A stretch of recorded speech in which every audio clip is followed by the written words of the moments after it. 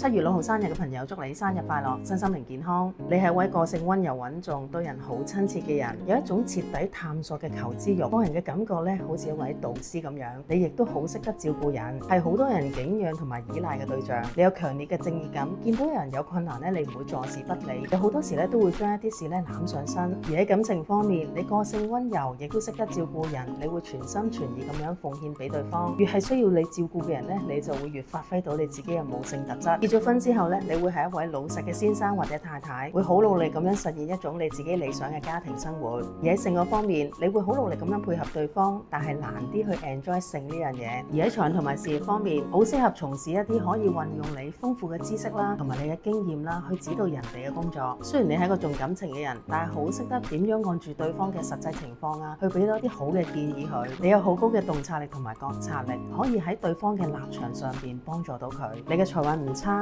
但係你心地善良，人哋有咩困難嘅話咧，你都會出手幫手。而你自己本身咧係好踏實咁樣理財，唔會浪費。而你嘅生命課題係啲咩呢？會唔會係過分為人着想，過於用力而令到自己多管閒事呢？可能可以學習一下人與人之間可以俾翻一個空間同埋界線自己，咁你嘅生命可能會變得更加自在，同埋可以真真正正咁幫到更加多嘅人㗎。